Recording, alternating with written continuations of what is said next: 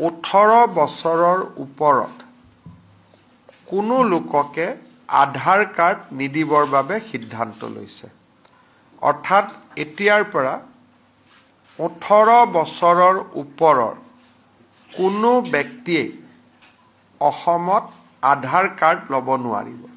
কাৰণ 18 বছৰৰ ওপৰৰ সকলোকে ইতিমধ্যে আমি আধাৰ কাৰ্ড দিছোঁ আৰু 100% সেচুৰেশন লেভেল আমি পাই গৈছোঁ। এতিয়া যদি কোনোবা ব্যক্তিক আধাৰ লাগে, জিলা উপায়ুক্তই ৰাজ্য চৰকাৰৰ পৰা অনুমতি ল'ব লাগিব।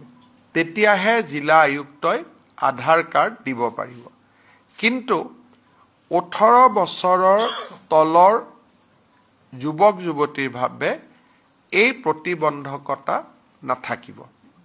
আনহাতে 2027 চনৰ মাৰ্চলৈকে ST, শিডিউল ট্ৰাইব আৰু টি গাৰ্ডেনৰ বাদ পৰা যদি কোনোবা আছে আধাৰ কাৰ্ড দি থাকিব পাৰিব। তাৰমানে আকৌ এবাৰ মই কৈছোঁ, no one will get Aadhaar if he already cross 18 years of age. 18 বছৰৰ ওপৰত হ'লে আধাৰ কাৰ্ড আৰু অসমত নাপাব।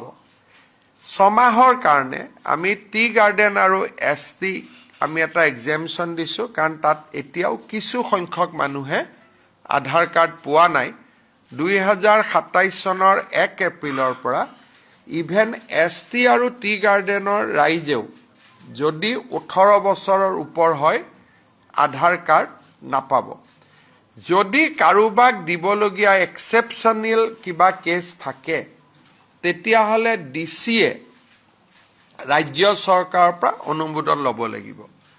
অবৈধ বাংলাদেশী নাগৰিকে যাতে অসমত আধাৰ কাৰ্ড ল'ব নোৱাৰে, তাৰ কাৰণে এই এটা ঐতিহাসিক সিদ্ধান্ত এটা আজি কেবিনেটে গ্ৰহণ কৰিছে। কিন্তু 18 বছৰৰ তলৰ ল'ৰা ছোৱালীৰ ক্ষেত্ৰত এই আদেশ প্ৰযোজ্য নহয়।